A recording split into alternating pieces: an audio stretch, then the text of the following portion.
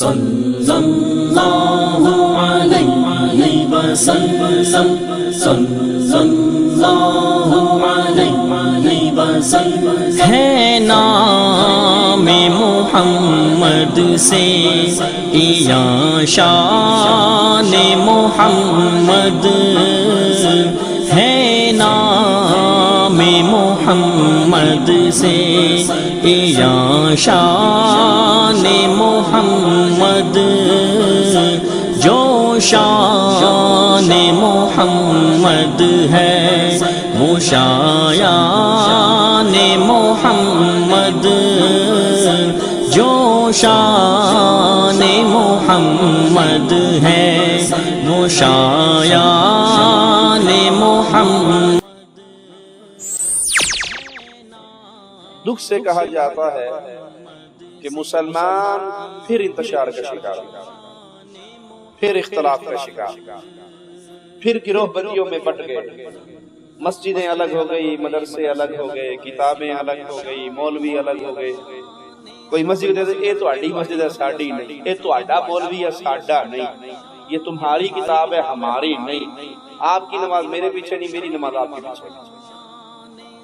ہے مسلمان اللہ ایک، قرآن ایک، قبلہ ایک، رسول ایک، شریعت ایک، دین ایک۔ اور مسلمان سے پوچھو تو کون؟ میں دیوبندی، بریلوی، وہابی، سنی، نقشبندی، چشتی، قادری، رضوی، نوری، سہروردی، وردی وغیرہ وغیرہ۔ جب مصطفیٰ آگے اب کسی اور کے دامن سے لگنے کی حاجت نہیں ہے۔ دیا ہے لوگوں نے یہ مقام یا نہیں دی؟ کسی کو آپ سناؤ جی حدیث ہے صحیح بخاری میں، رسول اللہ صلی اللہ علیہ وسلم نماز کے آغاز میں رفع الیدین کرتے، ہاتھوں کو کندھوں تک اٹھاتے، رکوع میں جاتے رفع الیدین کرتے، رکوع سے سر اٹھاتے رفع الیدین کرتے، 2 رکعت پڑھ کے تیسری کے لیے کھڑے ہوتے رفع الیدین۔ بات تو ٹھیک ہے، حدیث تو ہے، صحیح بخاری کی ہے، سند بھی ٹھیک ہے، محدثین نے اس سند کو سلسلۃ الذھب بھی قرار دیا ہے، لیکن ہمارے مولوی صاحب کہتے ہیں یہ حدیث ہمارے مذہب کے خلاف ہے۔ لا نبی بعدی، آپ علیہ السلام کے بعد کوئی نبی نہیں، نہ تو آپ کے بعد کوئی نبی ہے، نہ کوئی آپ کے بعد نبوت کی کرسی میں بٹھایا جا سکتا ہے۔ خفیہ نبی ہم نے بنائے ہوئے نا، ایک تو ہے مرزا غلام احمد قادیانی کی طرح کوئی کھل کے نبوت کا اعلان کر دے، وہاں تک تو نہیں پہنچے، لیکن خفیہ نبی بنائے ہوئے ہیں۔ کیا معنی اس بات کا؟ جس کی بات کو آپ یہ مقام دے دیں کہ یہ جو فرما دے ہمارے لیے حرف آخر ہے، کیا یہ شان محمد علیہ السلام کی نہیں تھی؟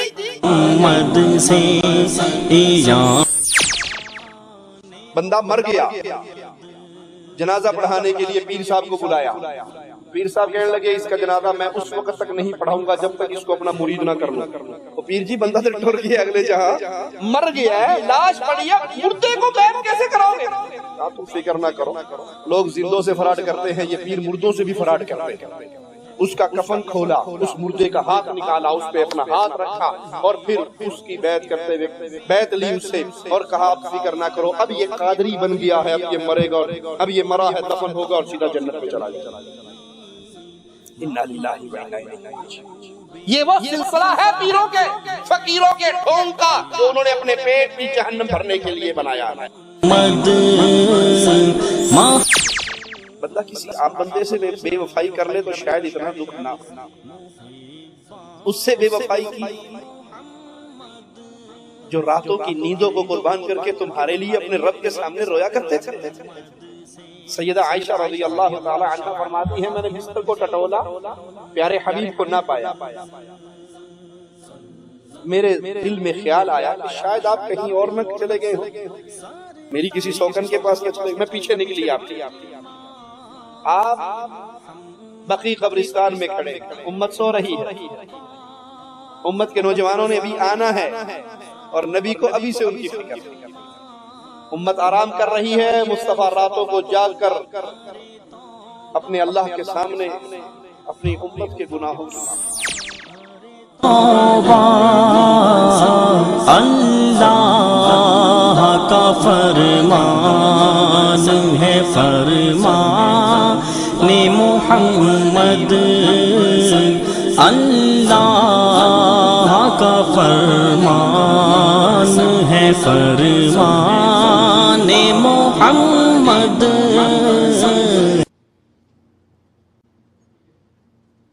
السلام علیکم ورحمۃ اللہ وبرکاتہ۔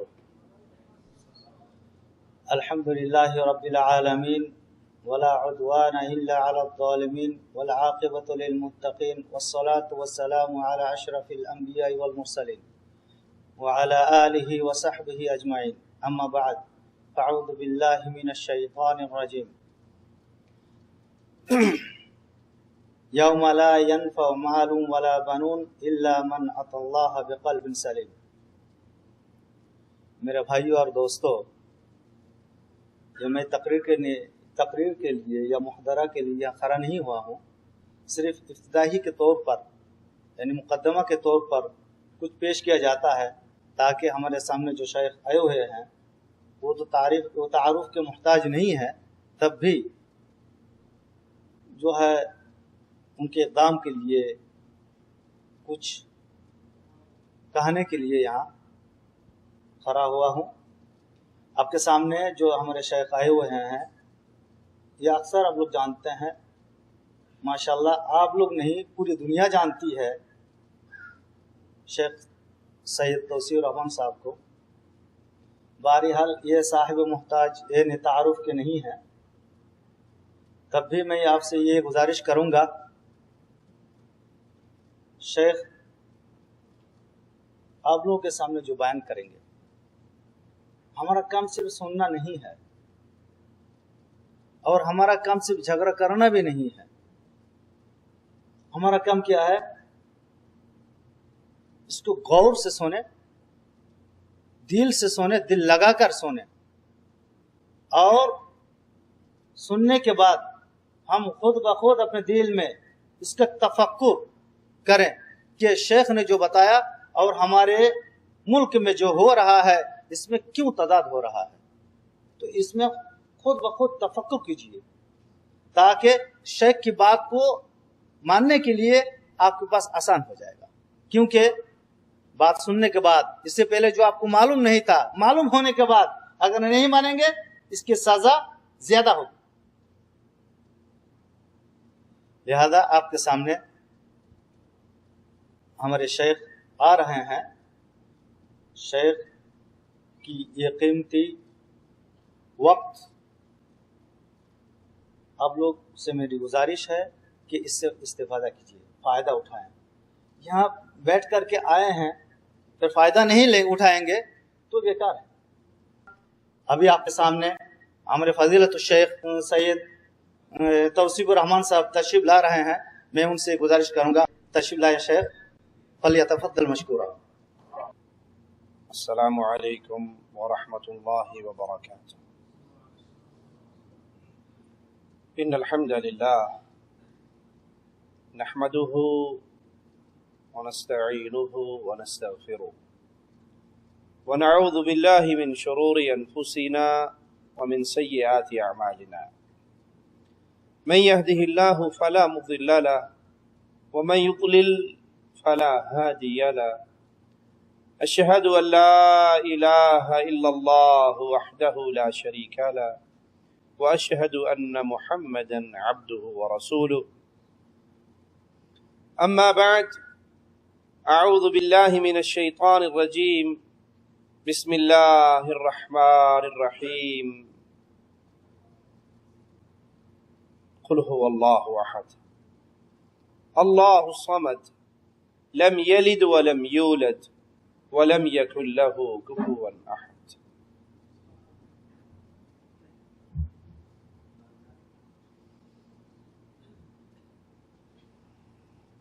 اللہ رحمان الرحیم ہے، اس نے ہمارے اوپر اپنی رحمتوں کی برکھا برسائی ہے۔ اللہ کی دی ہوئی نعمتیں، اللہ کی دی ہوئی عطا کی ہوئی برکتیں کتنی زیادہ ہیں، کوئی اس کو لکھنا چاہے، اندازہ لگانا چاہے تو نہیں لگا سکتا۔ ان نعمتوں میں ایک بہت بڑی نعمت مسلمانوں کے درمیان اتحاد، یکجہتی،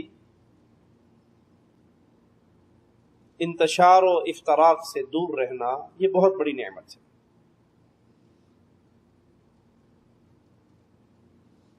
اور مسلمان اسی طریقے پہ چلتے رہے، انتشار سے دور، اختلاف سے دور، گروہ بندیوں سے دور،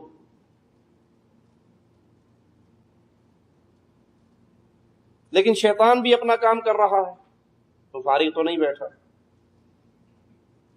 اور اس کا کام سب سے بڑا کیا ہوتا ہے؟ انتشار و اختلاف۔ جس طرح ایک حدیث میں آتا ہے کہ شیطان پانی پہ اپنا تخت لگاتا ہے اور باقی اس کے شتونگڑے آ کر اس کے سامنے رپورٹ پیش کرتے ہیں۔ کوئی کہتا ہے میں چوری کروا کے آیا، کوئی کہتا ہے میں ڈاکہ ڈلوا کے آیا، کوئی کہتا ہے میں قتل کروا کے آیا، کوئی کچھ رپورٹ پیش کرتا ہے، کوئی کچھ رپورٹ پیش کرتا ہے، وہ کہتا ہے کچھ نہیں کر کے آیا، کچھ نہیں کر کے آیا۔ ایک شتونگڑا آ کر کہتا ہے کہ میں ایک جوڑے کے پیچھے لگ گیا، ایک آدمی کے پیچھے لگ گیا اور اس کے دماغ کو خراب کرتا رہا یہاں تک کہ اس نے اپنی بیوی کو طلاق دے دی۔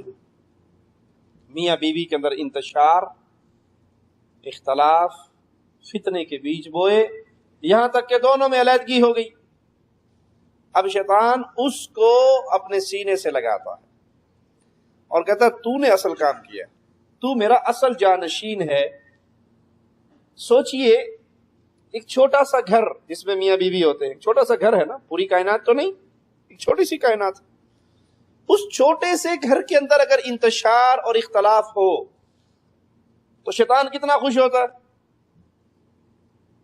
اور جب تمام مسلمانوں میں انتشار اور اختلاف کے بیج بو دے تو اس کی خوشی کا کیا حال ہوگا۔ شیطان کی کوشش ہے کہ مسلمان، کیونکہ جب مسلمان اکٹھے ہوں گے، یکجا ہوں گے، متحد ہوں گے، تو ان کے سامنے دنیا کی کوئی طاقت بھی سامنا نہیں کر سکتی، رک نہیں سکتی۔ تو شیطان کی پہلی سب سے بڑی کوشش، سب سے بڑا وار اہل ایمان پہ یہ ہے کہ کسی طرح ان کو انتشار، اختلاف کے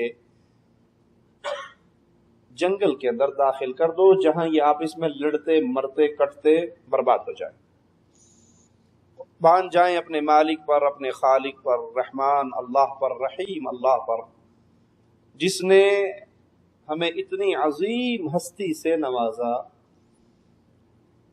اتنی پیاری ذات ہمیں عطا فرمائی کہ جس کے آنے کے بعد کسی کے درمیان اختلاف رہ ہی نہیں سکتا، اور ان کا نام نامی، اسم گرامی محمد رسول اللہ صلی اللہ علیہ وسلم۔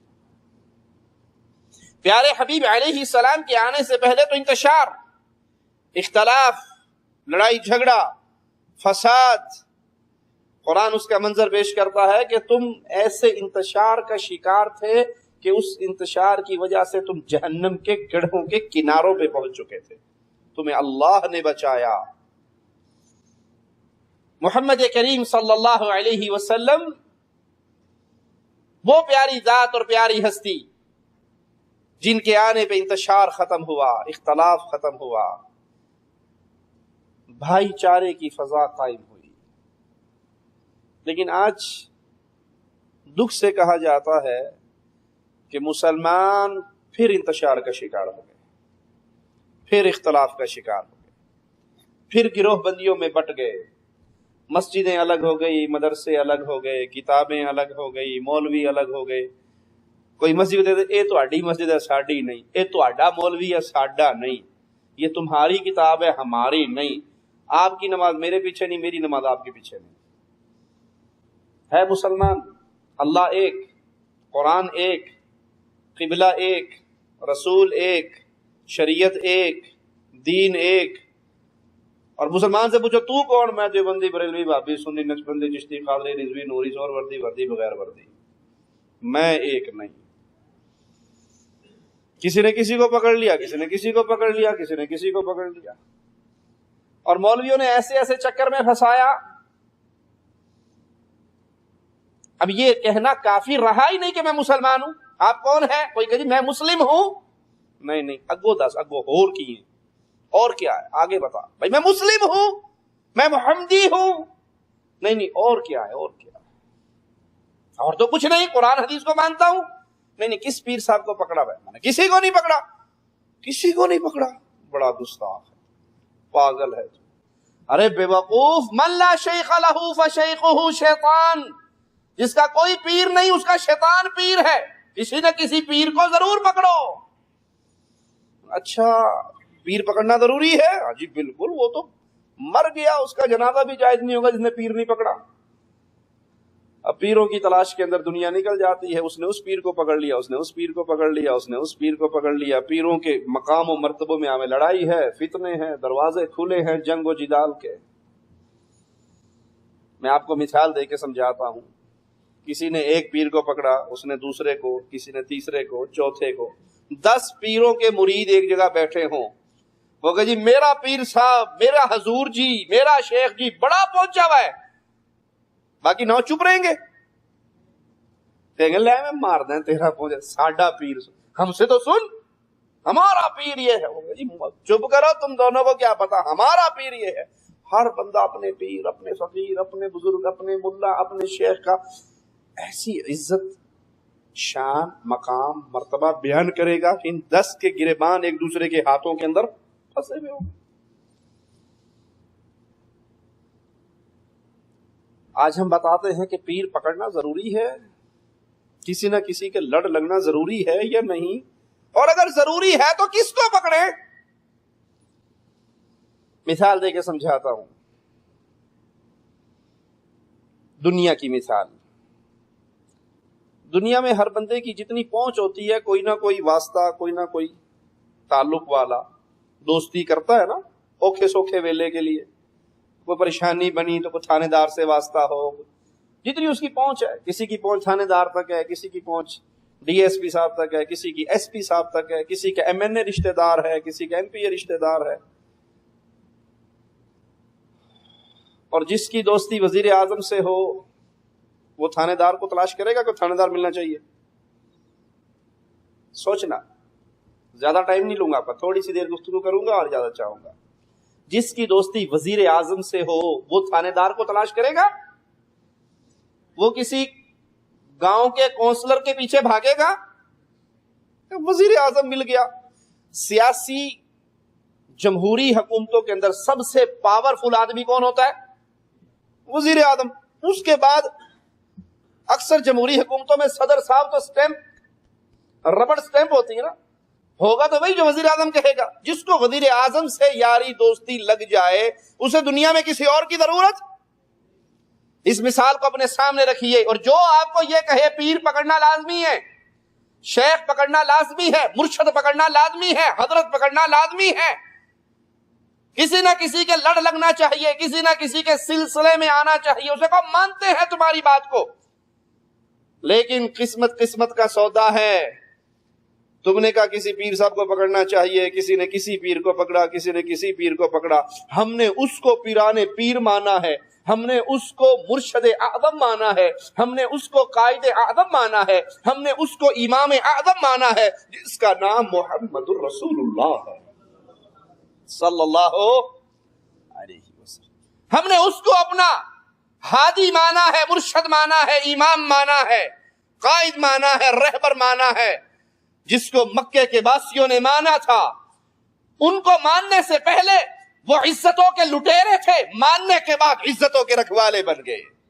ہم نے ان کو پکڑا ہے جو بکریوں کے چرواہے تھے، لیکن جب دامن مصطفیٰ سے آ کر لگے، جب پیارے حبیب کے سائے عاطفت میں آئے، وہ چلتے زمین پہ تھے، ان کی جوتیوں کی آواز رب کی جنت میں آیا کرتی تھی۔ ہم بے پیرے نہیں ہیں، ہم بے مرشدے نہیں ہیں، ہم بے امام میں نہیں ہیں۔ تانا دیتے جن کا پیر کوئی نہیں، ان کا مرشد کوئی نہیں، ان کا امام کوئی نہیں۔ ارے ہمارا امام ہے، ایسا امام کہ اس سے پیارا امام نہ پیدا ہوا ہے نہ ہوگا، نام ہے محمد الرسول اللہ صلی اللہ علیہ وسلم۔ ہم بے پیرے نہیں، ہمارے پیر وہ ہے کہ کائنات میں کوئی بندہ رب کی جنت میں جانے کا تصور نہیں کر سکتا جب تک ہمارے پیر کا کلمہ نہ پڑھے۔ پیران پیر محمد الرسول اللہ، قائد اعظم محمد الرسول اللہ، امام اعظم محمد الرسول اللہ صلی اللہ علیہ وسلم۔ ہم نے ان کو پکڑا ہے، ان کو پکڑا ہے جن کے پکڑنے کے بعد نہ قادری بننے کی ضرورت ہے، نہ چشتی بننے کی ضرورت ہے، نہ رضوی بننے کی ضرورت ہے، نہ سہروردی بننے کی ضرورت ہے، نہ نقش بندی بننے کی ضرورت ہے، نہ بریلوی بننے کی ضرورت ہے، نہ دیوبندی بننے کی ضرورت ہے، نہ وہابی بننے کی ضرورت ہے، نہ سنی بننے کی ضرورت ہے، نہ نقش بندی، نہ رافضی، نہ جعفری، سارے سلسلے ختم جہاں پر محمد کا قدم آ گیا صلی اللہ علیہ وسلم۔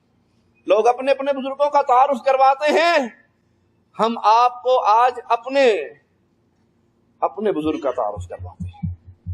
ہماری جس کی طرف پکار ہے، جس کی طرف آواز لگاتے ہیں، جس کے پیچھے چلنے کا ہم ڈھنڈورا پیٹتے ہیں، لوگوں پکڑنا ہے تو ان کو پکڑو، نماز پڑھنی ہے تو ان جیسی، روزہ رکھنا ہے تو ان جیسا، حج کرنا ہے تو ان جیسا، جہاد کرنا ہے تو ان جیسا، سیرت بنانی ہے تو ان جیسی، صورت بنانی ہے تو ان جیسی، محمد الرسول اللہ صلی اللہ علیہ وسلم۔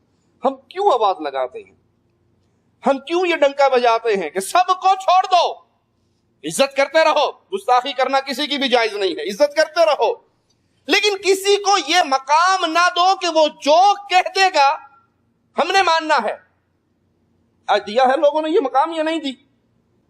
کسی کو آپ سناؤ جی حدیث ہے صحیح بخاری میں، رسول اللہ صلی اللہ علیہ وسلم نماز کے آغاز پہ رفع الیدین کرتے، ہاتھوں کو کندھوں تک اٹھاتے، رکوع میں جاتے رفع الیدین کرتے، رکوع سے سر اٹھاتے رفع الیدین کرتے، 2 رکعت پڑھ کے تیسری کے لیے کھڑے ہوتے رفع الیدین۔ جی بات تو ٹھیک ہے، حدیث تو ہے، صحیح بخاری کی ہے، سند بھی ٹھیک ہے، محدثین نے اس سند کو سلسلۃ الذھب بھی قرار دیا ہے، لیکن ہمارے مولوی صاحب کہتے ہیں یہ حدیث ہمارے مذہب کے خلاف ہے، ہم نے جس کی بیعت کی ہے وہ نہیں مانتے، ہم نے جس کو پیر پکڑا ہے اس نے کہا یہ حدیث ہم نے نہیں ماننی، ہم نے جس حضرت کے پیچھے چلنے کا عہد کیا ہے، قسمیں اٹھائی ہیں، وہ کہتے ہیں یہ حدیث ہمارے مطلب کی نہیں۔ تو معنی یہ کہ آپ نے مقام محمد الرسول اللہ صلی اللہ علیہ وسلم پر غیر رسول کو بٹھا دیا۔ ارے کائنات میں کوئی ایسا بھی ہے جو محمد کی بات کو کینسل کر سکے؟ صلی اللہ علیہ وسلم۔ دنیا میں ہر کسی کی بات کو محمد کریم صلی اللہ علیہ وسلم کی عدالت میں لا کے آپ تصدیق نہ کریں تو ٹھوکر ماری جا سکتی ہے، لیکن محمد کی بات کو کوئی ٹھکرا، اور جو ان کی بات کو ٹھکرا دیتا ہے مالک اس کے ایمان کو ٹھکرا دیتا ہے، وہ مومن نہیں رہ سکتا۔ ہم تعارف کرواتے ہیں، کیوں کرواتے ہیں؟ ہم ان کی طرف بلاتے ہیں، کیوں بلاتے ہیں؟ ہم ان کے پیچھے چلنے کا آوازہ دیتے ہیں، کیوں؟ اس لیے کہ دنیا میں جس نے جس پیر کو پکڑا، دنیا میں جس نے جس حضرت کو پکڑا، دنیا میں جس نے جس شیخ کو پکڑا، اس حضرت کو پکڑنے کا اللہ نے حکم کوئی کہہ سکتا ہے؟ کوئی دعویٰ کر سکتا ہے کہ ہمارے پیر صاحب کا نام قرآن میں آیا، اللہ نے کہا اس پیر کے مرید بن جانا؟ کہہ سکتا ہے؟ کسی امام کا نام قرآن میں ہے؟ کسی امام کا ذکر قرآن میں ہے کہ ہمارے امام کا ذکر قرآن میں آیا ہے، اس کی تقلید کرنا واجب ہے؟ کسی بستی کا ذکر ہے قرآن میں کہ اس بستی کی طرف نسبت کر کے تم دیوبندی بن جانا، بریلوی بن جانا، بغدادی بن جانا، ملتانی بن جانا؟ کوئی ذکر ہے؟ ہم کیوں بلاتے ہیں ان کی طرف کہ ان کا ذکر اللہ کے قرآن میں ہے، اطیعوا اللہ و اطیعوا الرسول، اللہ کی اطاعت کرنا اور پھر محمد الرسول اللہ کی اطاعت کرنا۔ ہم کیوں کہتے ہیں لوگوں سب بزرگوں سے رشتے توڑ کر اتباع اور اطاعت والا رشتہ صرف محمد سے جوڑو؟ کیوں؟ دنیا کا ہر بندہ اپنی مرضی سے بولتا ہے، محمد رسول اللہ رب کی مرضی سے بولتے ہیں۔ کسی پیر کو میرا چیلنج ہے، کائنات بھر کے پیروں مریدوں کو، دنیا میں کوئی پیر دکھائیے جس کی زبان اپنی مرضی سے نہ ہلے، اللہ کی مرضی سے ہلے۔ رب محمد کی قسم صبح کا سورج طلوع ہونے سے پہلے ہم اس پیر کی بیعت کرنے کے لیے تیار ہیں، لیکن دھرتی پہ محمد کے علاوہ کوئی ایسا اور موجود، یہ مصطفیٰ ہے، یہ مجتبی ہے، یہ فاطمہ کے بابا ہے، یہ عائشہ کے شوہر ہے، یہ حسن حسین کے نانا ہیں، جو اپنی مرضی سے اپنی مبارک زبان کو حرکت نہیں دیا کرتے۔ وما ينطق عن الهوى ان هو الا وحی یوحى، ہر بندہ اپنی مرضی سے بولتا ہے، محمد رسول اللہ رب کی مرضی سے بولتے ہیں۔ شریعت کی بات میرے حبیب جب بھی فرماتے ہیں اپنی مرضی سے، اسی لیے سیدنا عبداللہ بن عمر بن عاص جو پیارے حبیب کی حدیثوں کو لکھا کرتے تھے، کچھ صحابہ کے مشورے پر لکھنا چھوڑ دیا۔ پیارے حبیب نے دیکھا آج میرے صحابی کا قلم نہیں چل رہا، پوچھا کیوں نہیں لکھتے؟ کہا ساتھیوں نے مشورہ دیا ہے ہر بات نہ لکھا کر، آخر نبی بھی بشر ہیں، پوچھ پوچھ کے لکھا کر۔ کہا میرے ساتھی لکھ، اللہ کی قسم لکھ، محمد کے ان ہونٹوں سے سوائے حق کے کچھ ادا نہیں ہوتا۔ کوئی ہے پیر ایسا؟ کوئی ہے امام ایسا؟ ارے اماموں نے تو اپنے فتوے دیے، کسی نے 50%، کسی نے 60%، کسی نے 70% اپنے فتووں سے رجوع کیا۔ کیوں؟ ان کا بولنا اپنی طرف سے تھا۔ امام ابو حنیفہ رحمہ اللہ فرمایا کرتے تھے امام محمد اور امام ابو یوسف کو میری ہر بات نہ لکھا کر، پوچھ پوچھ کے لکھا کر، کسی کے لیے جائز نہیں میرے فتوے پہ آگے فتویٰ دے جب تک اسے یہ نہ پتہ لگ جائے میں نے فتویٰ کس دلیل کی بنیاد پہ دیا ہے، کیونکہ آج میں کچھ کہتا ہوں کل اس کے خلاف دلیل پاتا ہوں، میں اپنی رائے سے اپنے قول سے رجوع کر لیتا ہوں۔ ارے ایک ذات امام اعظم کی ہے، قائد اعظم کی ہے، پیرانے پیر کی ہے، مرشد اعظم کی ہے، محمد کریم کی ہے، وہ جو کہہ دیتے ہیں وہ لوہے پہ لکیر ہوا کرتی ہے۔ کیوں؟ وہ اپنی مرضی سے کچھ کہتے نہیں کہتے۔ اسی لیے ہم کہتے ہیں لوگوں آؤ پکڑنا ہے تو مدینے والے تاجدار کو پکڑو، اتباع کرنی ہے تو مدینے والے تاجدار کی کرو، اطاعت کرنی ہے مدینے والے تاجدار کی کرو، نماز پڑھنی ہے محمد کریم کے طریقے پہ آؤ، روزہ رکھنا ہے محمد کریم کے طریقے پہ آؤ، اخلاق بنانے ہیں محمد کریم کے طریقے پہ آؤ، تجارت کرنی ہے خدیجہ کے تاجر کے راستے پہ چلو، حکومتیں کرنی ہے مدینہ کے اسٹیٹ کے حاکم کو دیکھو، جہاد کرنا ہے بدر کے کمانڈر ان چیف کو دیکھو، اگر تم یتیم ہو تو آؤ عبداللہ کے یتیم کو دیکھو، اگر تم بابا ہو فاطمہ کے بابا کو دیکھو، اگر تم شوہر ہو عائشہ کے شوہر کو دیکھو، اگر تم دشمن پہ غلبہ پا چکے ہو تو مکے کے اس تاجدار کو دیکھو جس کے سامنے وہ سارے موجود ہیں، وہ سارے دشمن جو کبھی پتھر مارا کرتے تھے، جو کبھی راستے میں کانٹے بچھایا کرتے تھے، جو کبھی کندھے مبارک پر اوجڑی رکھا کرتے تھے، جو کبھی گردن میں کپڑا ڈال کے بل دیا کرتے تھے، سارے موجود ہیں اور سارے چہرے کو تک رہے ہیں کہ آج ہمارا فیصلہ ہونے والا ہے۔ اور فیصلہ فرمانے والا فیصلہ کیا فرماتا ہے؟ کہتے جاؤ میں نے تم سب کو معاف کر دیا ہے۔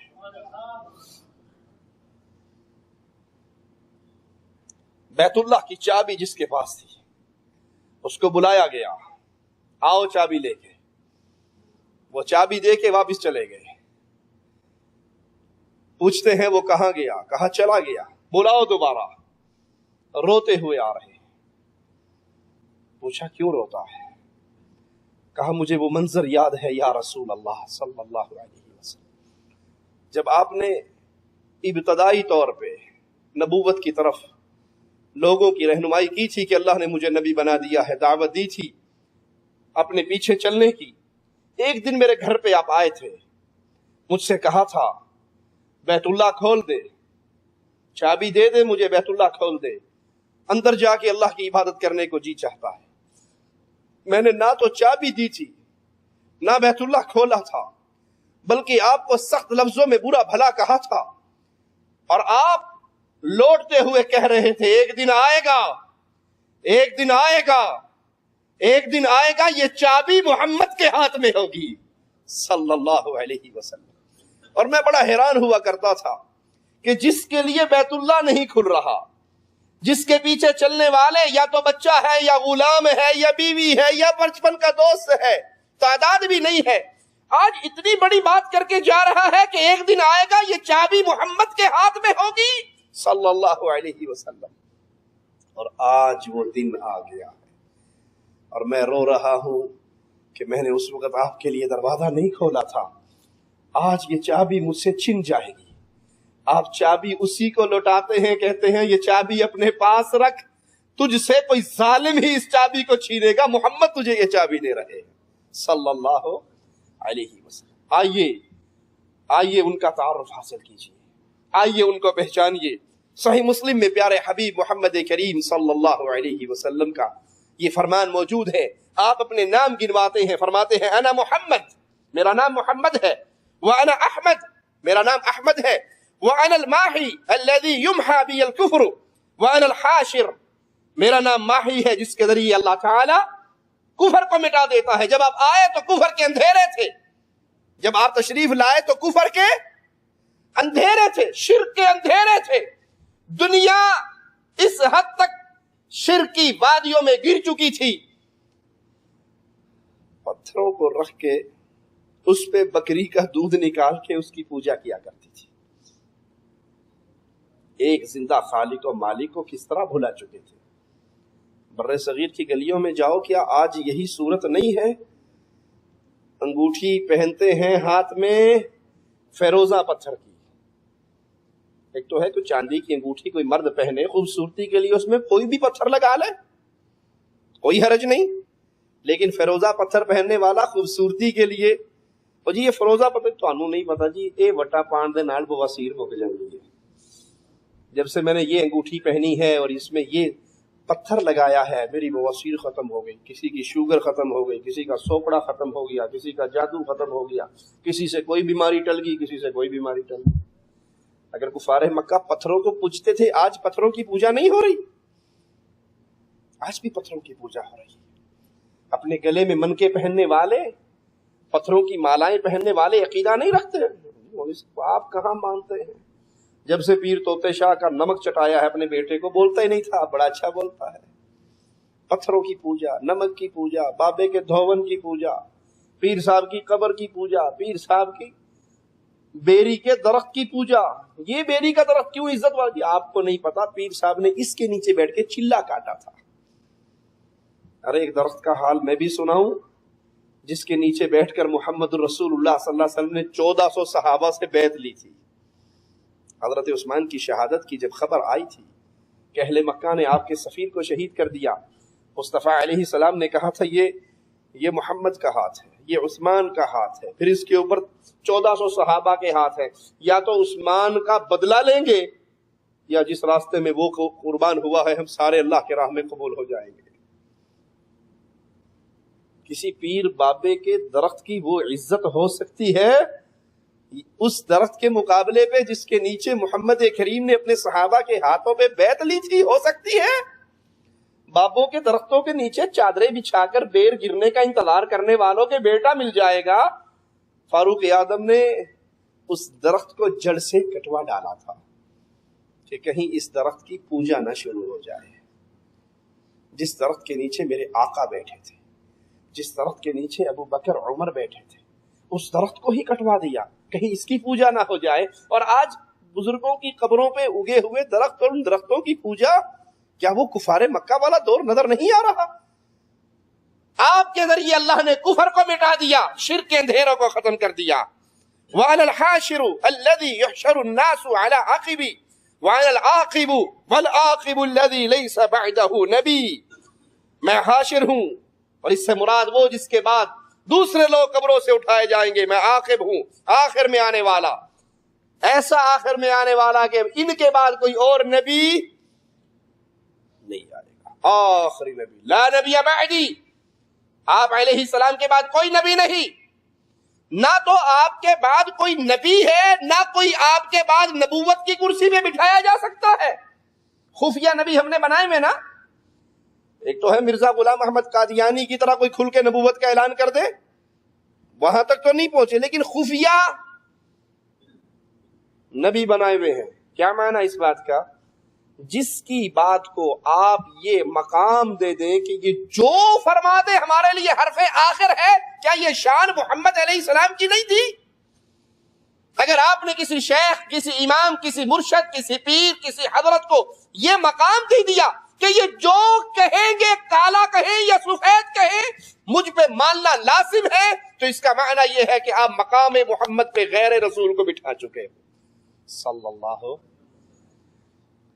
امام مالک رحمہ اللہ، اہل سنت کے امام، اہل الحدیث کے امام، فرمایا کرتے تھے دنیا میں سے ہر بندے کی بات لی جا سکتی ہے اور چھوڑی جا سکتی ہے۔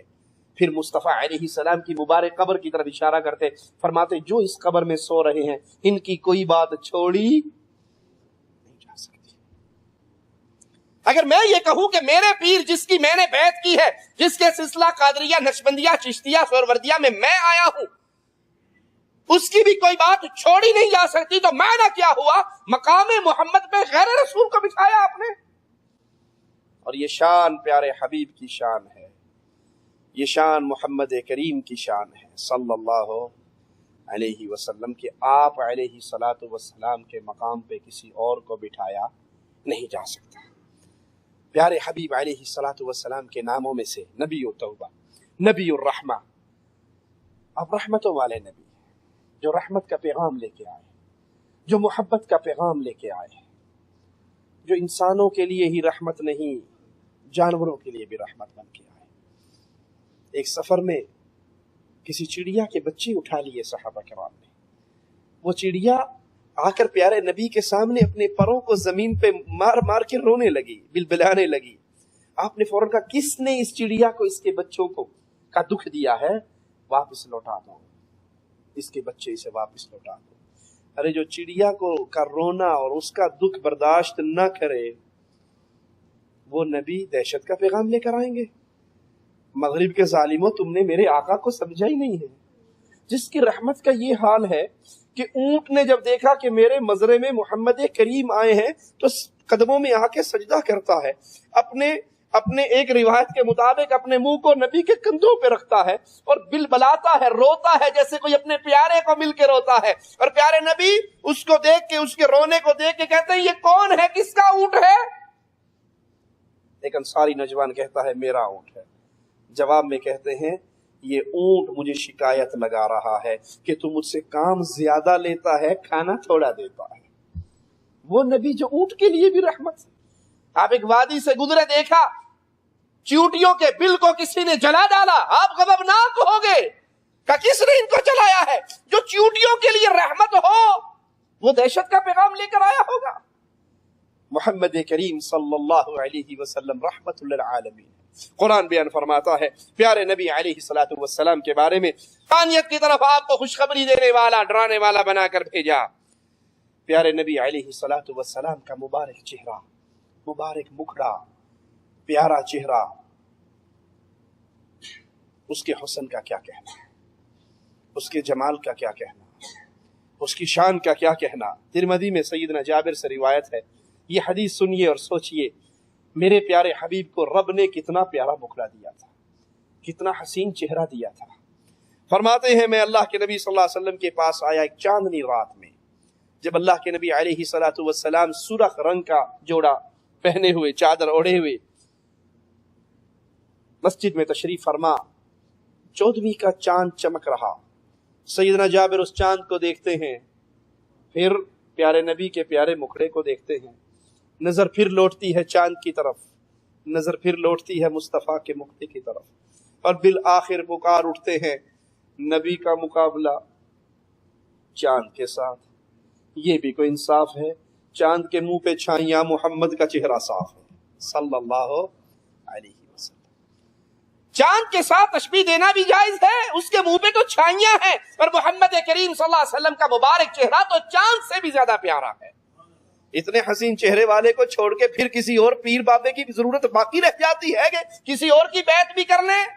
اور جی بیعت نہیں کرو گے تو مر جاؤ گے، بیعت کرنا ضرور ہے، جس کے گلے میں بیعت نہیں وہ تو جہالت کی موت مرا۔ بھائی اس بیعت سے مراد مسلمان حکمران کی بیعت ہے، کسی پیر بابے کی بیعت نہیں ہے۔ بیعت کا تصور سمجھ لیں، بیعت کہتے ہیں بیچنے کو۔ کسی کے ہاتھ پہ بیعت کرنے سے مراد کیا ہوتا ہے؟ خلیفے کے ہاتھ پہ انسان بیعت کرتا ہے، مسلمان حاکم کے ہاتھ پہ بیعت کرتا ہے، کیا معنی؟ کہ میں نے اپنا آپ بیچ دیا خلیفہ کے آگے، مسلمان موحد حکمران کے آگے اب وہ جو مجھے آرڈر کرے گا میں وہ مانوں. وہ کہے جہاد پہ چلا جا میں چلا جاؤں گا, وہ کہے یہاں چوکیدار بن جا میں بن جاؤں گا, جو اس کا حکم ہوگا میں تسلیم کروں گا. نتیجتاً وہ خلیفہ, وہ مسلمان حاکم, وہ مسلمان بادشاہ میرے مال, میری بیوی بچے, میری کھیتی باڑی, ان سب کا رکھوالا ہوگا. میں اپنے آپ کو بیچ چکا اس کے ہاتھ پہ, اب میں اس کا حکم مانوں گا, اس کے بدلے میں وہ میرے پچھلوں کا خیال کرے گا. یہ بیعت کا ایک سادہ سا ترجمہ ہے. بیعت کس کی ہوتی ہے؟ جس کے ہاتھ میں حکومت کا ڈنڈا ہو. پیر فقیر کی بیعت کا اس سے کوئی تعلق نہیں ہے. اچھا کسی پیر صاحب کی بیعت کر لی, پیر صاحب بھی گاڑی میں بیٹھے ہیں, مرید گاڑی چلا رہا ہے, پیر صاحب نے بیلٹ نہیں لگائی, مرید نے اشارہ توڑ دیا, دونوں جیل میں گئے, دونوں جیل میں گئے. وہ چنگی بیعت کی ہے پیر صاحب کی, پیر بھی جیل میں پڑا ہے, مرید بھی جیل میں پڑا ہے. پیر صاحب آپ کی تو میں نے بیعت کی تھی. کہا وہ شورتا جو ہے بیعت کو نہیں مانتا.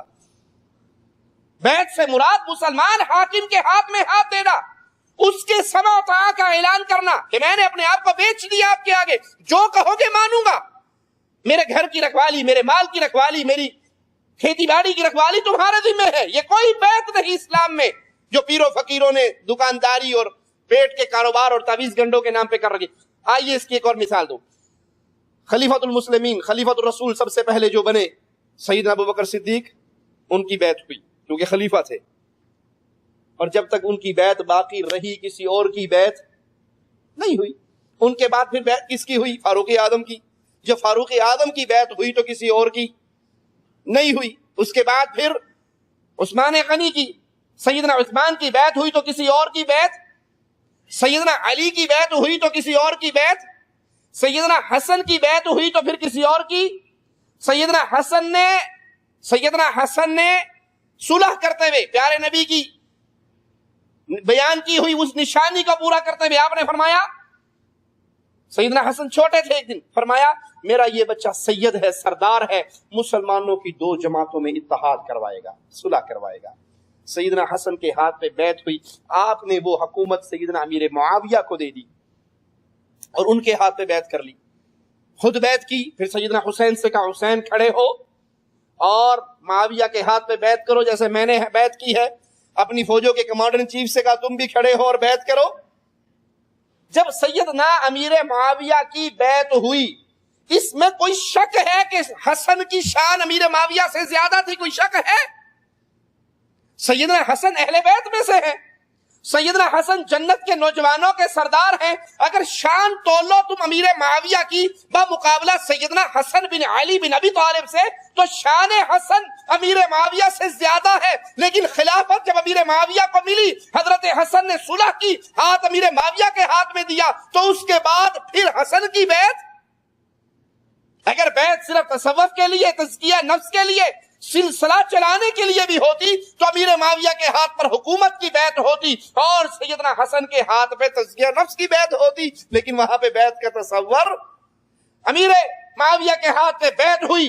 سیدنا حسن کچھ عرصے کے بعد کوفیوں کے کھلائے ہوئے زہر کی بنا پہ شہید ہو گئے. کوفے کے شیعوں نے حضرت حسین کو خط لکھا اور کہا تو نے امیر معاویہ کے ہاتھ پہ بیعت کی تھی, اپنے بھائی حسن کے کہنے کی بنا پہ اب توڑ دے. حسن تو نہیں رہے. جواب میں حسین رضی اللہ عنہ وارضا, جنت کے نوجوانوں کے سردار حسین, محمد کریم کے نواسے حسین, فاطمہ الزہرا کے فرزند حسین, محمد کے کندھوں پہ سوار ہونے والے حسین, پیارے حبیب کی مبارک زبان کو چوسنے والے حسین, گھر میں کھیلتے ہوئے, اپنی ماں کے آنگن میں کھیلتے ہوئے جنت کا ٹکٹ پانے والے حسین. پیارے حبیب آئے گھر میں, حسن و حسین گھر میں کھیل رہے, حضرت علی, سیدنا علی بستر پہ سو رہے, سیدہ فاطمہ الزہرا بابا کے استقبال کے لیے کھڑی ہوئی. آپ نے کہا فاطمہ, فاطمہ تو, تیرے یہ دو پھول حسن و حسین, اور وہ جو چارپائی پہ آرام کر رہا سیدنا علی, جہاں محمد ہوں گے جنت میں تم میرے ساتھی ہوگے. جس کو بچپن میں ہی جنت کا ٹکٹ مل گیا, صرف جنت کا ٹکٹ نہ ملا, جنت کی سرداری بھی مل گئی. کہا میرے یہ دو پھول جنت کے نوجوانوں کے سردار, سیدہ فاطمہ جنت کی عورتوں کی سردار. جب امیر معاویہ کی بیعت ہوئی تو نہ حسن کی بیعت ہوئی نہ حسین کی بیعت ہوئی رضی اللہ عنہما. تزکیہ نفس کے لیے اگر پیروں کی بیعت چلتی ہوتی تو حکومت کی بیعت معاویہ کے ہاتھ میں رہتی، اور تزکیہ نفس کے لیے حسن و حسین کی بیعت ہونی چاہیے تھی نا. بیعت ہوتی ہے مسلمان حکمران کی. آگے چلو، یزید بن معاویہ کی بیعت ہوئی، امت اکٹھی ہو گئی. جب یزید بن معاویہ تھے حکمران، کیا ان سے شان، فضل، علم، تقوی، بزرگی میں اور صحابہ بڑے نہیں تھے؟ کیا اس وقت عبداللہ ابن زبیر اور عبداللہ ابن عمر موجود نہیں تھے؟ عبداللہ ابن عباس موجود نہیں تھے؟ لیکن امت نے کسی اور کی بیعت نہیں کی. کیوں؟ اس لیے کہ بیعت ہوتی ہے مسلمان حکمرانوں کی. یہ جو ہمارے انڈیا پاکستان میں سلسلہ چلا ہے بیعت کا، قادری، نقشبندی، چشتی، ہر دوسرا پیر فقیر بیعت کرتا ہے، اور بیعت کے نام پہ مولویوں نے ایسا کھانا شروع کر دیا. پاکستان کے ایک پیر صاحب ہیں، ایک بندہ مر گیا، اس کی ویڈیو ریکارڈنگ میرے پاس موجود ہے. بندہ مر گیا، جنازہ پڑھانے کے لیے پیر صاحب کو بلایا. پیر صاحب کہنے لگے اس کا جنازہ میں اس وقت تک نہیں پڑھاؤں گا جب تک اس کو اپنا مرید نہ کر لوں. وہ پیر جی بندہ تو ٹر گیا اگلے جہاں، مر گیا ہے، لاش پڑی ہے، مردے کو بیعت کیسے کراؤ گے؟ کہا تم فکر نہ کرو، لوگ زندوں سے فراڈ کرتے ہیں، یہ پیر مردوں سے بھی فراڈ کرتے ہیں. اس کا کفن کھولا، اس مردے کا ہاتھ نکالا، اس پہ اپنا ہاتھ رکھا، اور پھر اس کی بیعت کرتے ہوئے بیعت لی اس سے، اور کہا اب فکر نہ کرو، اب یہ قادری بن گیا ہے، اب یہ مرے گا، اور اب یہ مرا ہے، دفن ہوگا اور سیدھا جنت میں چلا جائے گا. ظاہر آپ کا بھی اس بات کا ایمان ہے، میرا ایمان ہے اگر آپ خلوص سے، پیار سے، محبت سے درود شریف پڑھیں نا، اور اس درود شریف کو پڑھ کر اس نوجوان کی روح کو اصال کرے تو انشاءاللہ درود شریف کا صدقہ اس کا بیڑا پار ہے. آپ سارے پڑھیں.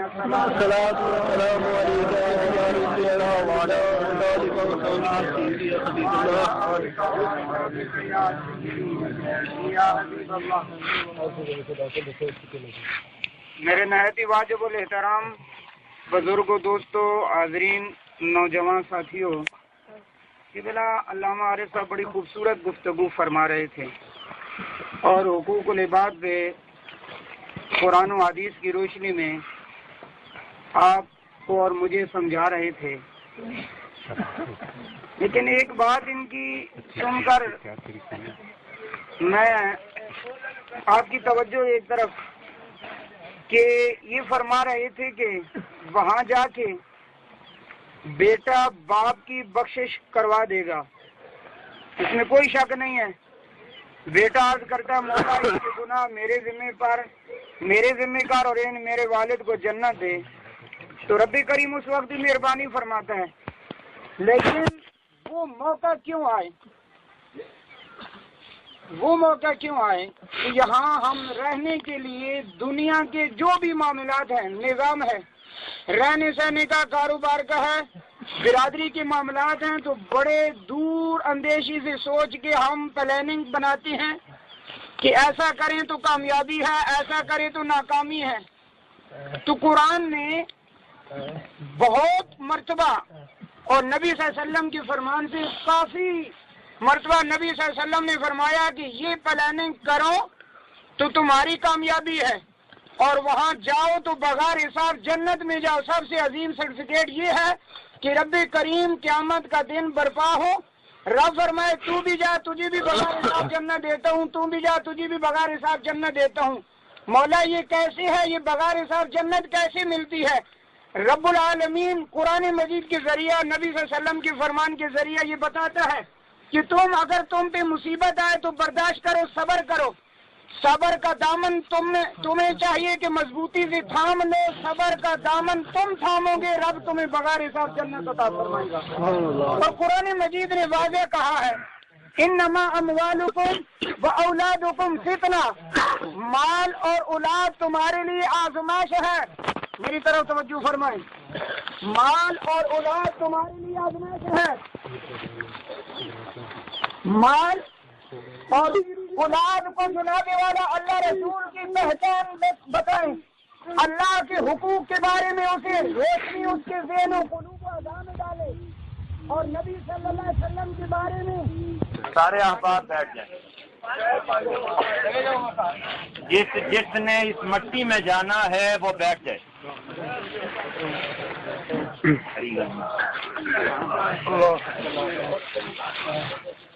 حضرات یہ مستورات سے گزارش کروں گا برائے مہربانی میری یہ الحمدللہ شریعت کی خلاف ورزی نہیں، تھوڑی سی سائڈ پہ ہو جائے، پردے کا اہتمام کریں بس مہربانی، یا منہ اس طرف موڑ لیں بس، ٹھیک ہے ہو گیا۔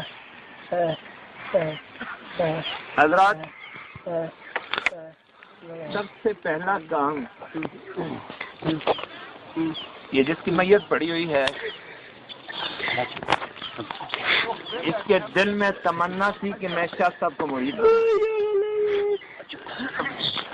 سارے آپ گواہ بن جائیں کہ یہ اس حالت ایمان میں جا رہا ہے، اور اگر اس کو یہ موقع نصیب نہیں ہوا بلکہ کل ہی مجھے پتا چلا کہ مجھے یہ کہنے لگا کہ شاہ صاحب کے آستانے مجھے لے جاؤ، حضرات سارے گواہ بن جائیں۔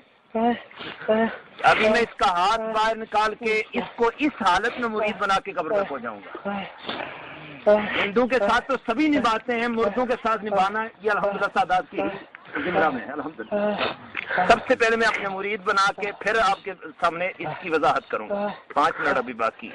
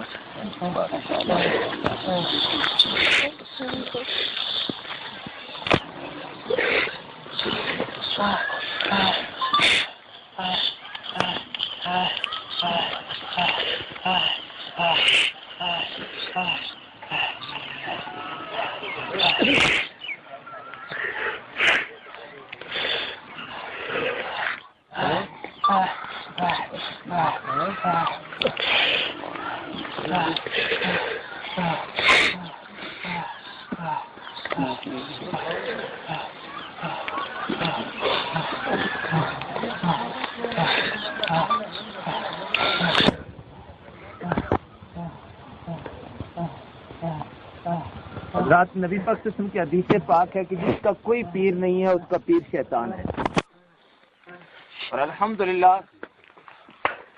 یہ میرا مرید بن کے قبر میں جائے گا، قادری بن کے قبر میں جائے گا، اور میری موجودگی میں الحمدللہ اس طریقے کے ساتھ اس کو میں بھیج نہیں سکتا۔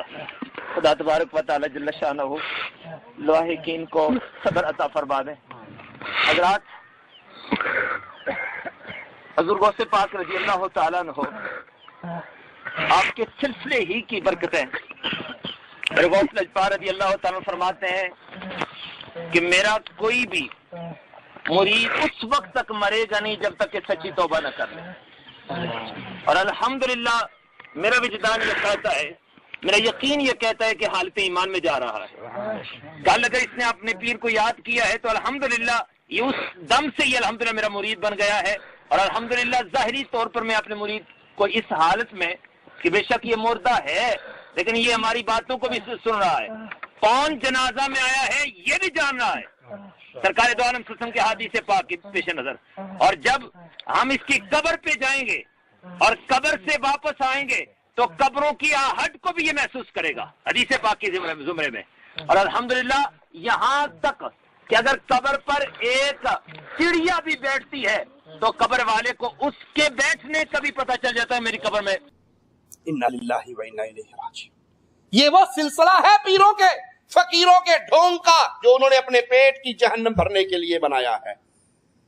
جب مصطفیٰ آ گئے اب کسی اور کے دامن سے لگنے کی حاجت نہیں ہے۔ کیوں؟ پیارے حبیب علیہ الصلوۃ والسلام، آپ کی شان، آپ کا مقام، آپ کی عزت، آپ کا مرتبہ، آپ کا حسن و جمال۔ آئیے صحیح بخاری کی یہ روایت پڑھیے، صحابی کہتے ہیں میں نے رسول اللہ صلی اللہ علیہ وسلم کے مبارک ہاتھ کو تھاما اور اسے اپنے چہرے پہ رکھا، آپ کا مبارک ہاتھ برف سے زیادہ ٹھنڈا تھا، ریشم سے زیادہ نرم تھا۔ ہے یہ شان کسی اور کی؟ ریشم سے زیادہ نرم تھا، برف سے زیادہ ٹھنڈا تھا، اور آپ کی خوشبو، آپ کے جسم اطہر کی جو خوشبو ہے وہ خوشبو کسی خوشبو کے اندر موجود نہیں ہے۔ صحیح بخاری میں سیدنا انس سے روایت ہے، سنیے، فرماتے ما مسست حریرا ولا دیباجا الین من کف النبی صلی اللہ علیہ وسلم، میں نے پیارے نبی صلی اللہ علیہ وسلم کی مبارک ہتھیلی سے زیادہ نرم و ملائم نہ ریشم کو پایا ہے، نہ کسی موٹے ریشم کو پایا ہے، نہ باریک ریشم کو پایا ہے۔ یہ شان ہے مصطفیٰ کی، یہ تعارف ہے ہمارے پیران پیر کا، ہمارے مرشد اعظم کا، ہمارے امام اعظم کا، جس کی طرف ہم کہتے ہیں سب سے رشتے توڑ کر محمد سے جوڑ لو، اور جس کا رشتہ محمد کریم صلی اللہ علیہ وسلم سے جڑ جائے اسے کسی اور کی ضرورت، اسے کسی اور کی پیاس نہیں رہتی۔ ترمذی میں سیدنا علی سے روایت ہے، فرماتے ہیں محمد کریم صلی اللہ علیہ وسلم نہ طویل تھے نہ چھوٹے قد کے تھے، آپ کی ہتھیلیاں اور آپ کے پاؤں کے تلوے مبارک گوشت سے پر تھے، آپ کا سر مبارک بڑا اور ہڈیاں کشادہ تھی، سینے سے ناف تک باریک بال تھے۔ میں نے آپ سے پہلے یا آپ کے بعد آپ سے بڑھ کر حسین کسی اور کو نہیں پایا۔ ترمذی میں سیدنا جابر سے روایت ہے، فرماتے ہیں محمد کریم صلی اللہ علیہ وسلم کی مبارک آنکھوں کا تذکرہ کرتے ہوئے کہ آپ کی آنکھوں میں ایسے جیسے سرخ ڈورے لگے ہوئے ہوں۔ صحیح مسلم میں سیدنا قتادہ سے روایت ہے، میں نے سیدنا انس سے پوچھا پیارے حبیب محمد کریم صلی اللہ علیہ وسلم کے بال مبارک کیسے تھے؟ سیدنا انس نے فرمایا نہ زیادہ گھنگرالے تھے نہ سیدھے، بلکہ ان کے درمیان تھے، کانوں اور کندھوں کے درمیان تک آپ کے بال تھے۔ پیارے نبی کی زلف مبارک کہاں تک تھی؟ کانوں کی لو اور کندھوں کے درمیان تک۔ آج نبی کے ماننے والوں کے بالوں کی حالت کیا ہے؟ آپ نے نہیں دیکھا چٹیا کرنے والے بھائیوں کو؟ نہیں دیکھا پونیے کرنے والے بھائی؟ آگے سے دیکھو تو مونچھے ہے، پیچھے سے دیکھو تو چٹیا لٹکی بھی ہے، یہ اگوں ہی ہے پیچھوں شی ہے۔ انا للہ و انا الیہ راجعون۔ آپ کے نبی کا کیا کردار تھا، ان کا کیا لباس تھا، ان کی کیا صورت تھی؟ امت اپنے آقا کو اتنی جلدی بھلا بیٹھی؟ پونی کا رواج تو تھا ہی تھا، میں نے کچھ نوجوانوں کو ایسا بھی دیکھا جنہوں نے لمبے لمبے بال رکھے ہوئے ہیں اور سر پہ ہیئر بینڈ بھی لگایا ہوا ہے۔ یعنی کوشش کرتا ہے آج کا نوجوان فلمی دنیا کے اندر غرق ہونے کے بعد کہ مجھے کوئی پہچانے نہ کہ میں بھائی صاحب ہوں، جو بھی دیکھے گا جی پینٹ جی جان ڈے راہ دے دیو، وہ مجھے ہی نہ سمجھے شی ہی سمجھے۔ تمہارے رسول صلی اللہ علیہ وسلم کا کیا انداز تھا، کیا لباس تھا؟ بندہ کسی عام بندے سے بے وفائی کر لے تو شاید اتنا دکھ نہ ہو، اس سے بے وفائی کی جو راتوں کی نیندوں کو قربان کر کے تمہارے لیے اپنے رب کے سامنے رویا کرتے تھے۔ سیدہ عائشہ رضی اللہ تعالی عنہا فرماتی ہیں میں نے بستر کو ٹٹولا، پیارے حبیب کو نہ پایا،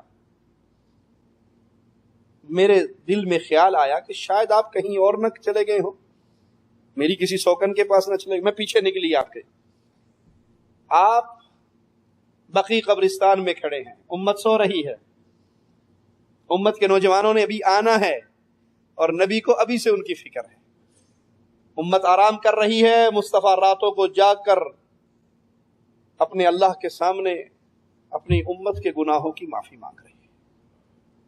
اس نبی کو چھوڑ دیا اور کس کو پکڑا؟ کس کو پکڑا؟ جو اس اتنے بڑے دیوس اور بے غیرت ہیں کہ فلمی دنیا میں جاؤ، ایک لڑکی جو ہیروئن کے طور پہ کام کر رہی ہے اس فلم میں، اگلی فلم میں کسی اور کے ساتھ نہیں ہوتی، اس سے اگلی فلم میں کسی اور کے ساتھ نہیں ہوتی، جو اس فلم کا ہیرو ہے اگلی فلم میں کسی اور لڑکی کے ساتھ نہیں ہوتا۔ یہ غیرت مند کی مثال ہے یا بے غیرتوں کی دنیا ہے؟ ان کو اپنا آئیڈیل سمجھا آپ نے، ان کو اپنا ہیرو بنا لیا، ان کی پینٹ پھٹی ہوئی تو آپ نے اپنی پھاڑ لی۔ ان جاہلوں نے، ان ظالموں نے، ان دیوسوں نے اگر اپنے کانوں میں بالیاں پہنی تو تم نے مرد ہوتے ہوئے کان چھدوا لیے۔ تمہارا پیارا نبی تمہارا آئیڈیل نہیں ہے، ان کی شکل، ان کا لباس، ان کی سیرت، ان کی زندگی کیا ہمارے لیے کافی نہیں ہے کہ ہم محتاج ہوئے کسی اور کے در پہ جانے کے؟ ہمارے آقا کی تو کیفیت، ان کی لائی ہوئی شریعت کی غیرت اتنی ہے۔ میں اپنی اور آپ کی بات نہیں کرتا، فاروق اعظم کی بات کر رہا ہوں، غور سے سنیے۔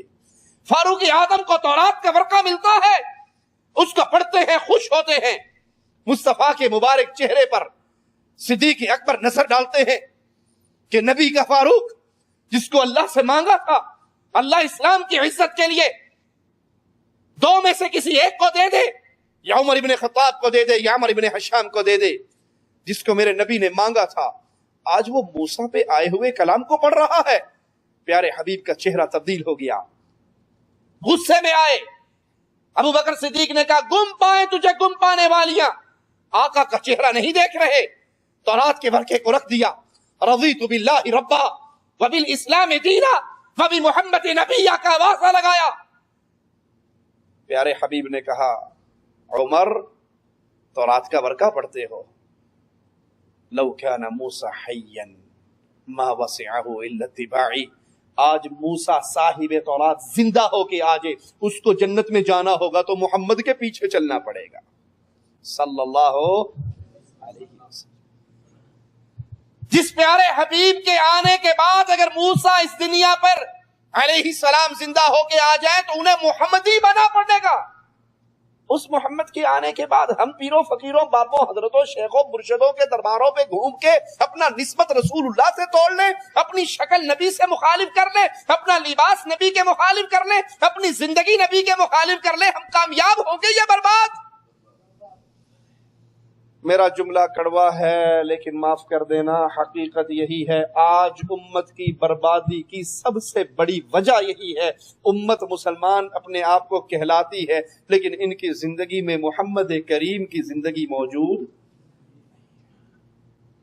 یہ ہے وہ پیارے حبیب محمد کریم صلی اللہ علیہ وسلم جن کے مبارک جسم سے ایسی خوشبو آتی تھی۔